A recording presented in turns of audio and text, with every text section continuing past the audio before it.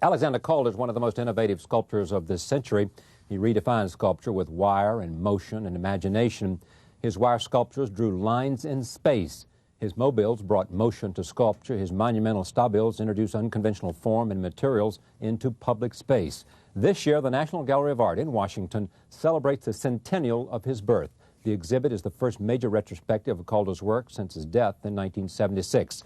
With us this evening to talk about it, the exhibit's curator, Prather, also Roger Sherman, director and producer of the American Masters Special, Alexander Calder, and Alexander Rower, grandson of Sandy Calder. He collaborated on the exhibition and is the author of Calder's sculpture. I am pleased to have all of them here. Welcome and congratulations. Thank you. And for you, all of you. Tell me about Alexander Calder, your namesake. Well, actually, I'm named after my great-grandfather, right, Alexander Sterling Calder. But we're both called Sandy. Right. Yeah. He was my grandfather. Everybody has a grandfather, and he was just my grandfather. He wasn't some larger-than-life character. He wasn't somebody I revered in that way. He was my grandfather. I spent time with him in the studio, watched him work. He showed me how to use tools and what he was about, and I always made stuff in the studio, and he was always correcting how I held a hammer or something like that for more efficiency. And like that, I'd go to his openings and go to his shows, and his work was always around me. It wasn't something rarefied, something distant. It's always in the house. It's like furniture. And what did he think his contribution was? Oh, he never discussed that. He never talked about his contribution. Well, curators do. What was his contribution, Marla? What was it that we can say best about him? Well, first of all, we use the word mobile every day, and I think we forget that it was a term virtually invented for Calder's sculptures that move. Yeah. So it's kind of entered the vernacular in this way, and he gave us an entirely new species of sculpture, the mobile. I mean, no one has really made them since. He made an entirely new form of sculpture that really defied all the rules. What was it to bring together this retrospective? I mean, how difficult? How'd you go about it? How hard was it? Well, I think the big complication with Calder is the enormity of the body of work, because as Sandy has figured out by working on the catalogue raisonné of the entire body, Calder made around 16,000 objects. Now that includes every sketch, every lithograph, and so forth. But still, when you whittle it down to sculpture, there are thousands of objects to deal with. So that was the challenge, was whittling it down and down and down, because he made so much great work that I think the first time we had a rough cut of the show, it was around 600 objects, and the museum told me they wouldn't fit. So. Not that much space here for you. What's the organizing principle? Well, the works really evolved chronologically through the exhibition, but our sense was that in the latter part of the career, once Calder became more of a public sculptor, beginning in the late 1950s, the works obviously become too big to include in galleries per se. And so the larger works are placed outside the museum, throughout the public spaces of the museum. I'm going to go to the end because most people have seen this and most people have thought about this. Just take a look at this. Tell me about this. This is at the end rather than the beginning. Well, that is a standing mobile that is outside the East Building from 1963 called Southern Cross. And it was a special challenge to install that object. It took a full day. And then we discovered, once we placed it on 4th Street at the corner, that it was a kind of wind tunnel, and the thing was spinning around out of control. And so we had to slow it down with washers and so forth. Spinning out of control meaning what? It was moving so fast that it was tangling up on itself. And each day when I would come into the museum, it would be in some sad configuration. And so now it is behaving properly. Yeah. Now, why is this the first retrospective since he died in '76? We're now 23 years later. It takes that much time to get it together? There have been other shows. There was, for example, a show that toured Europe recently, was in Paris a couple of years ago. There's always a Calder show somewhere. Yeah, but I like think a Picasso show somewhere. There is always, as Sandy knows, he's constantly busy with Calder shows somewhere. But this is the first important American retrospective since the death. And it will be at the National Gallery for how long? Until July 12th. And then goes? To the San Francisco Museum of Modern Art. And if you don't get to see it, you get to see your film. Why do an American Masters about Alexander Calder? Besides that he invented an art form? Yeah, well, that's well, that's just a small reason. Are there others? Well, I think he's the ideal subject for a film. The art form is? The mobile. Okay. He also invented wire sculpture, which a lot of people don't know. He also changed the face of public sculpture as we know it today and laid the groundwork for a whole generation and now maybe 2 generations of monumental artists. But his work is about movement, and so he's ideal in portraying. He's also a wonderful character. The foundation and the archive is extensive. There were 60-odd films. He's thousands and thousands of photographs. First found fame when he went to Paris? Yeah. Tension. Yeah, in the late 20s. We're going to see the film of the circus that he would do. Tell us about it. Well, when he arrived in Paris in the fall of 26, he started making these little figures which would perform. They were kinetic, actually. And he made a series of performances which then evolved into a great circus. And he would perform it. I mean, it really was a distillation of the natural circus down to this performable size in his studio. But other great artists of his time would come. Well, all of the artists in Paris at the time came. And Mondrian came, and Miro came, and Léger came, and they all came to see this thing. I mean, it was How would you like to be there? Yeah, that would have been great. Wouldn't it be great? Here, roll tape. Take a look at this. This is from Roger's film, part of the American Masters series on PBS, which will air Next Wednesday, the 17th. Wednesday, the 17th of June. Roll tape. Still fascinated by the big top, Calder constructed dozens of animals, acrobats, and mechanical devices until he had an entire miniature circus. He would perform the whole thing himself in his apartment, charging around the room, blowing whistles, making animal sounds, operating a dozen contraptions at once, while his friends smoked and drank and laughed themselves silly. Before long, these uproarious evenings became the hot night out in Paris. Cocteau and Mondrian came, Juan Miro, Fernand Léger, Man Ray, Jean Alp all came to Calder's circus. He would go on performing it from time to time for decades to come. Mesdames, Messieurs, je vous présente le cirque.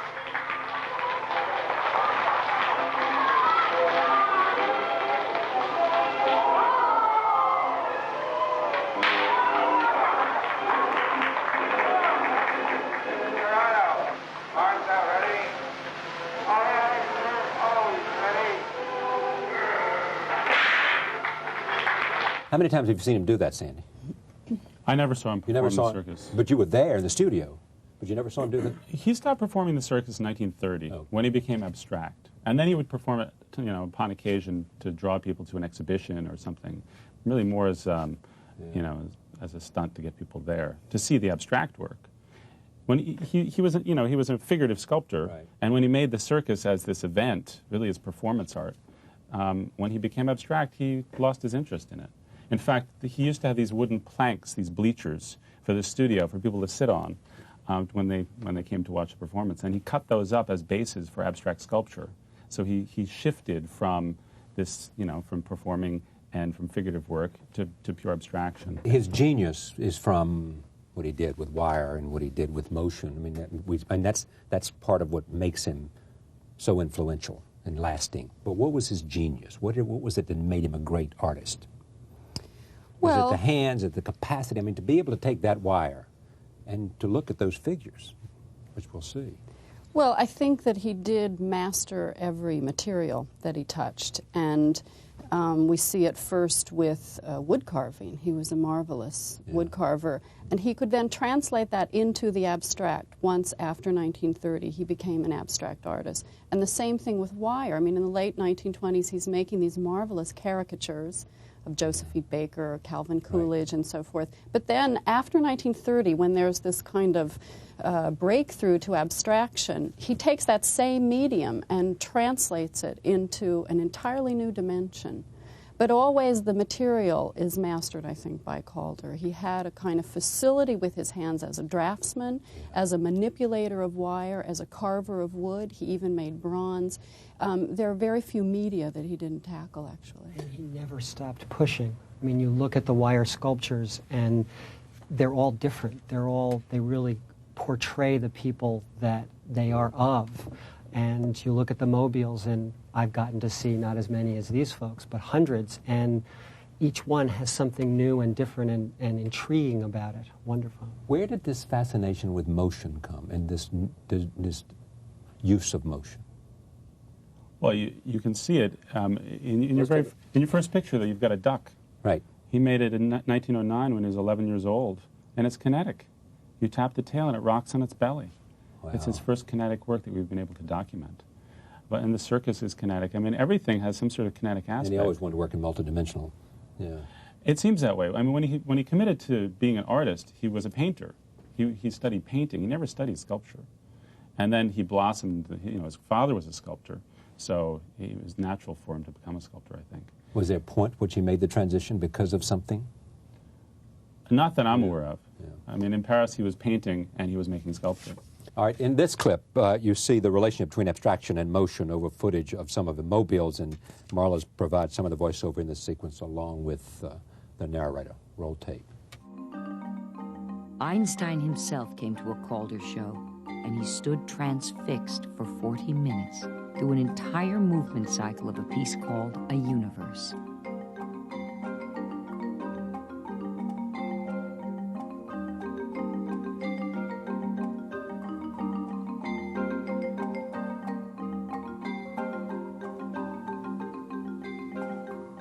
Calder's first abstract sculptures, kinetic sculptures, were motorized sculptures. And I think he found them distracting. There is a great deal of repetition. They broke down, one had to repair them. He said at one point, better a good sculpture than a good motor. And one has to remember that the whole idea of chance was very much in the air in Paris. And he eventually came to desire chance and chance movements in the sculptures.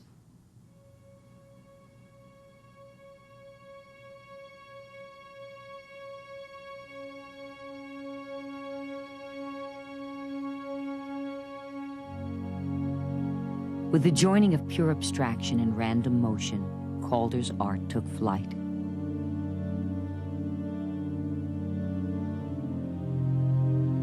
What shall I call these things? Calder asked his friend Marcel Duchamp. Duchamp replied, mobile, a French pun meaning both motion and motive.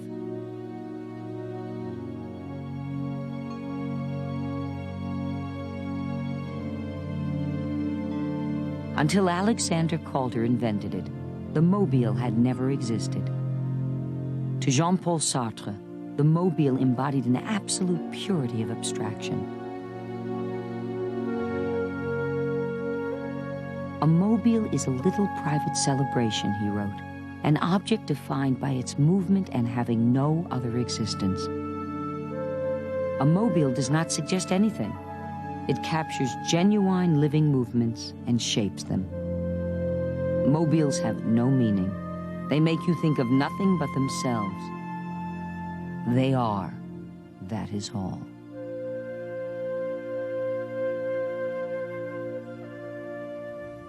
The mobiles, I didn't realize Duchamp gave him the name. Yeah.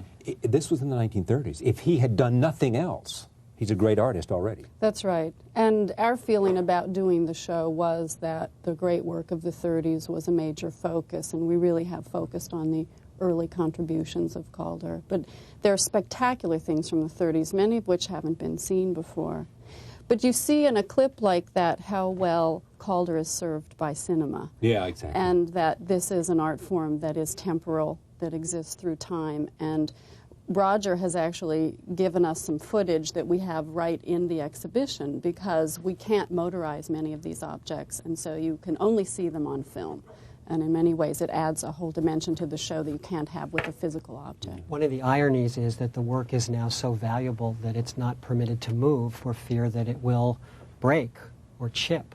And I learned through watching old films of Calder that he wanted these objects to fly in the wind and have people push them and shove them. And so we were fortunate enough to get some people to allow us to do that. And stabiles are what? Which is what we'll see next. They're the stationary objects. And Jean Arp, the artist, came up with that phrase. My grandfather didn't have any of these names for his own his own sculptures. He called them objects. Did he see it? He clearly saw it as art. Oh, absolutely. And understood that this was great. Understood that. No, I Because he didn't think about that. No, he just made things, and you enjoyed it or you didn't. As long as you gave him the opportunity to, a little of your time to look at the thing, that pleased him. But he was utterly committed. And he became an abstract artist in part after having visited the studio of Piet Mondrian, the Dutch abstract artist.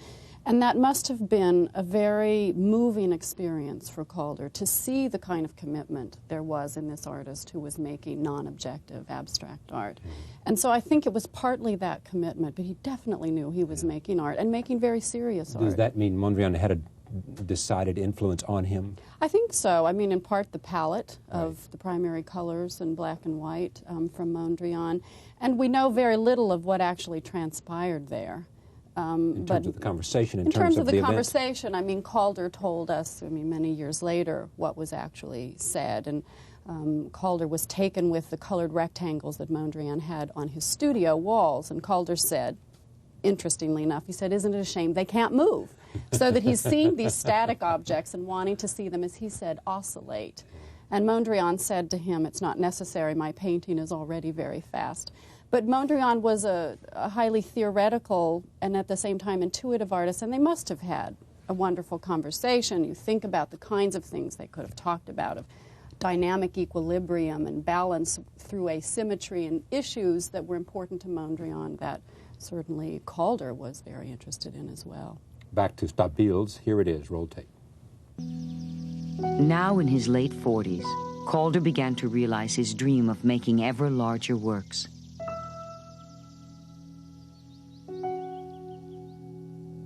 Punning on Duchamp's pun, mobile, Jean Alp had dubbed Calder's non-moving sculptures stabiles. Nothing like these immense abstract monuments of bolted steel had ever been seen before.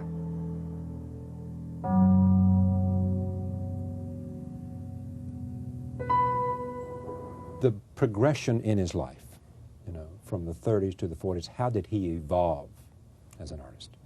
Well, in part, the work got bigger. It got more ambitious in terms of scale and material. He began to receive commissions, and he began to make work for the outdoors.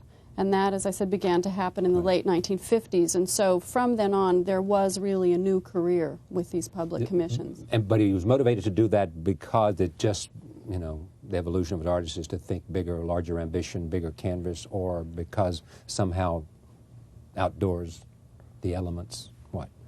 Well, he actually made sculpture for the outdoors very early on after becoming an abstract artist, and we have some of those early examples in the show.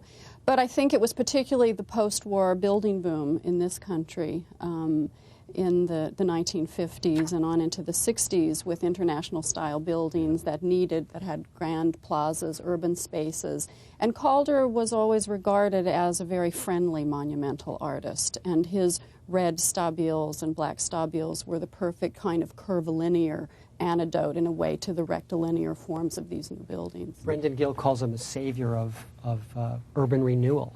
These boxes, these concrete boxes that you had to put a beautiful Calder in to soften it. Let me just talk briefly about these slides. Sandy? That's called Black Beast. It's from 1940. It's one of the very earliest stabiles as we know them today. He really intended that piece that could be any size. Yeah. And it's about, 9 feet high or something like that. It's normally in storage. It hasn't been seen for the last 50 years. Why? No one's requested it to be shown. And the family has just had it, and no curator came along and said, I want to see that. Yeah, I find that stunning. It is remarkable that there are as many things in our show that have not been seen or have not been seen since MoMA did its great retrospective in 1943. And so we feel that even though this artist is very well known to most people, many of them know the later works and not these remarkable early things. This? That is a constellation from the early 1940s when Calder was working mostly in wood because metal was scarce during the war. And he made these marvelous hand-carved wooden objects and then placed them together on different colored metal rods and created this amazing open network of form, which he said was a new type of sculpture. All right. The next excerpt from the movie is some of the Josephine Baker sculpture, which we referred to earlier, where Josephine Baker was the star of Paris at the time, and he took wire and made art. Here it is. He was a very good dancer, but a very rough dancer. You were apt to be thrown on the floor if you weren't careful.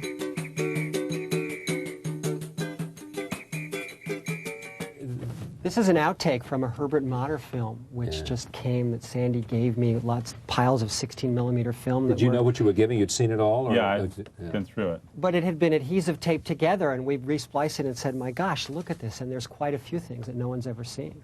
What do you like most from this exhibit as the curator? Well, it was a special challenge to deal with kinetic objects, and that was the greatest delight and surprise, because a static Calder, when it's in a case, when it's in a crate, and it comes in and flat and it's lifeless, and then you watch it take wing, as our art handlers would take these things out and hang them, and sometimes it would take 7 people to hold on. It was like choreography. And that sense of discovery of these works was magical, absolutely enchanting, and I think that's the effect of the show. He was working all the time. I mean, the output was prodigious. Every day. He worked every day. 7 days a week? Yeah. In the studio? Yeah, he'd get up, he'd have his hard-boiled egg, he'd go to work, and then he'd work in the studio, he'd have lunch, go back to the studio, and have dinner every day. Yeah. What's the most interesting thing about the film for you?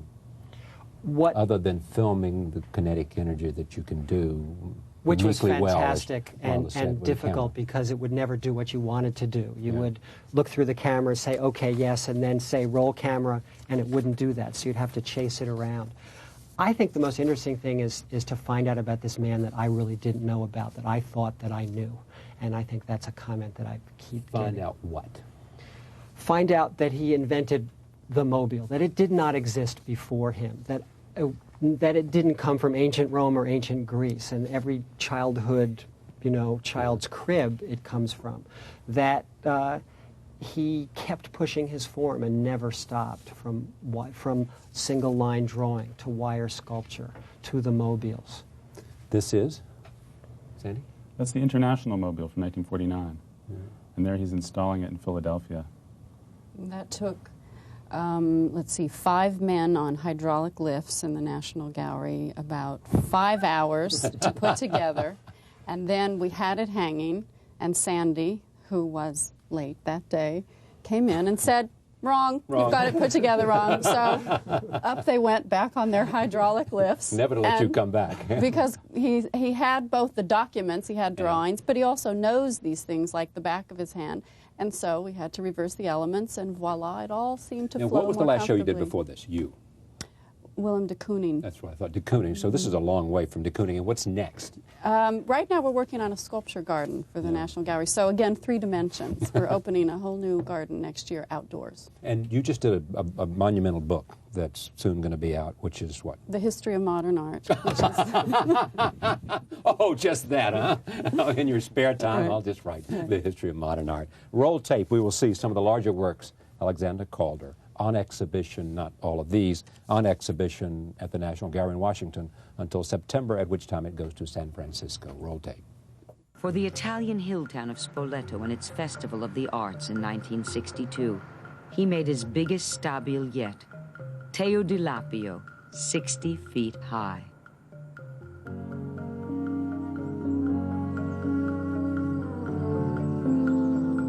For the Expo 67 World's Fair in Montreal, he made a stabile titled Man that was 7 stories high.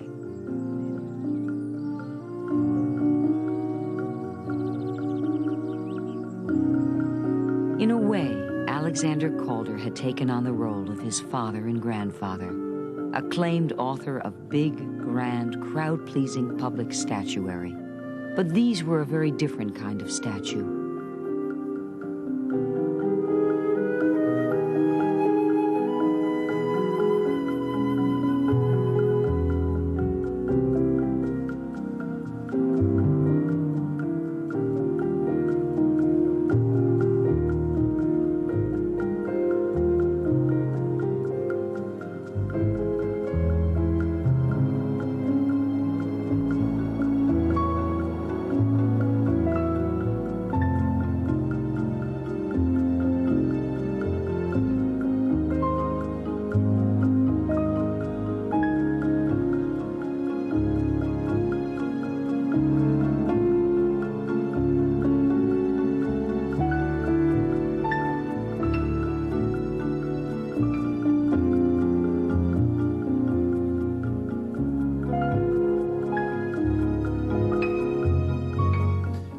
Who's doing this kind of work today?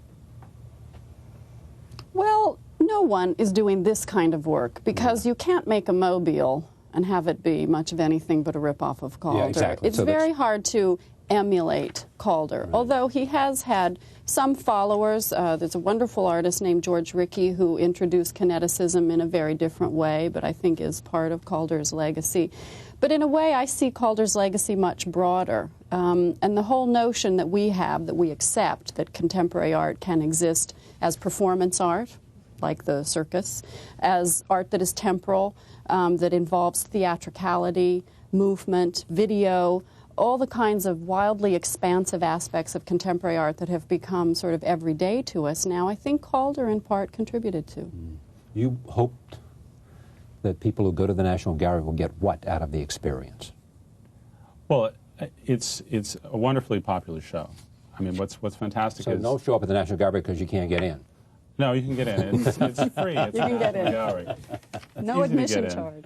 Yeah, But it's both just popular for for people who've never heard of Calder and don't even know the work, but also for curators and critics and scholars who think they know the work. Here's an opportunity to see it really in depth, with a focus on the 30s and 40s, which we think is the greatest periods for his contribution in terms of his contribution to 20th century art. It really has that focus, and I think it's really successful in that way. This is something you ought to do, boys and girls. This is an extraordinary exhibit put together by Marla Prather. This is a book by Alexander Calder Sculpture, which includes a lot of the things that we've been talking about. You can get a sense of how extraordinary his genius was and how towering the ambition was. When you go down to the National Gallery, even if you don't go, there is this book cataloged by Marla. Arnaud Pierre wrote an essay, and there's some additional contributions by you. In the meantime, what you just saw this evening on this program was just a small segment of an extraordinary American masterpiece episode, which will be on again Next Wednesday, at the 17th. on PBS. You ought to go see that. You ought to watch that and make that appointment television, because great art is what keeps us inspired about this life that we are living. I made a notion that it was going to be at the National Gallery until September. Prather quickly corrected me. It ends July 12th, 1998, and then it opens in San Francisco from September 4th to December 1st, 1998. My thanks to you. My thanks to you. Thank you. Thank you. We'll be right back. Stay with us.